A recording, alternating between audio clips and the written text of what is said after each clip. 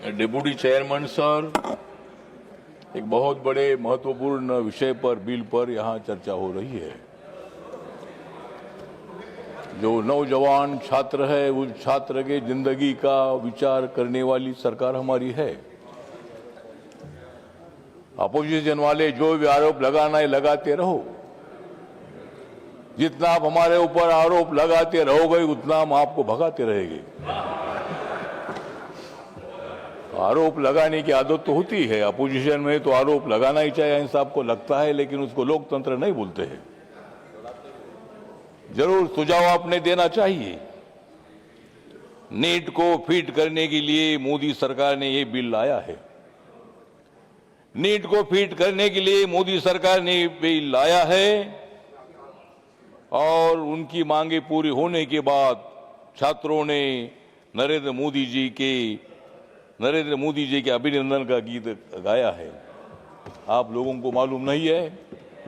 छात्र खुश है, उनको भड़काने का प्रयत्न मत करो।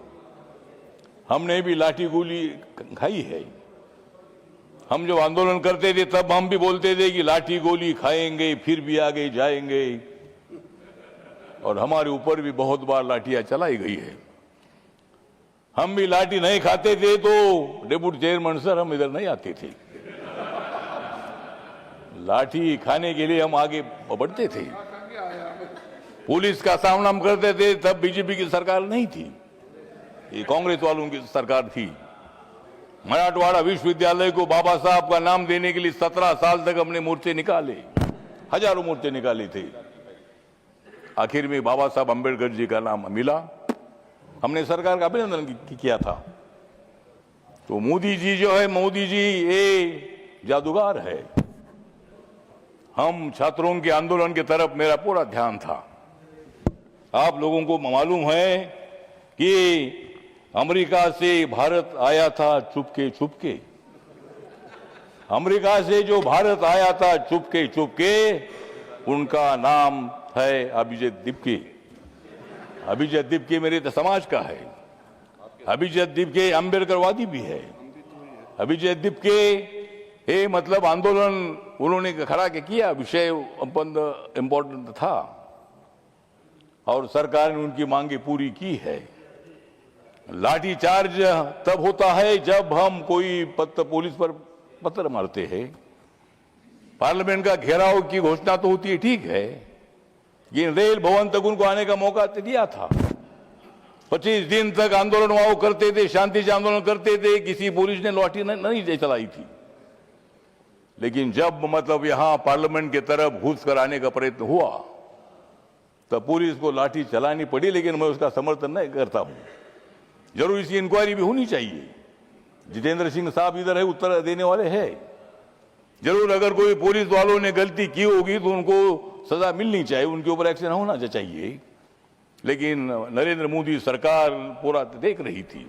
हमें मालूम था पूरे देश भर आंदोलन हो रहा है और सारा देश के लोग मतलब उनको सपोर्ट कर रहे हैं। इसीलिए सरकार ने धर्मेंद्र प्रधान जी का रिजाइन ले लिया है। धर्मेंद्र प्रधान जी के रिजाइन की उनकी मांग थी। हमारे जेपी नड्डा साहब और जितेंद्र सिंह जी बार बार उनके साथ बात कर रहे थे, पूरा ध्यान हमारा था। लेकिन आप लोगों को भड़काने के लिए जा रहे थे। आप वहां जाकर मतलब उनको चेतावनी देने का प्रयत्न कर रहे थे।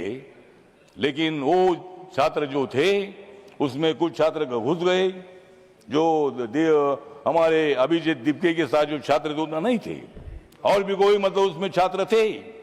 उन्होंने मतलब बैरिकेड तोड़कर इधर आने का प्रयत्न किया था, पार्लियामेंट की तरफ घुसने का प्रयत्न किया था। इसीलिए वहां जो भी हुआ नहीं होना चाहिए था। 25 दिन तक शांति से आंदोलन चल रहा था और सरकार पूरा ध्यान दे रही थी। सरकार ने पूरी मांगी उनकी मान्य कर दी है और इसलिए ये बिल जो यहाँ लाया है, इस बिल जो लाया है मतलब नीट पेपर हुआ था लीक।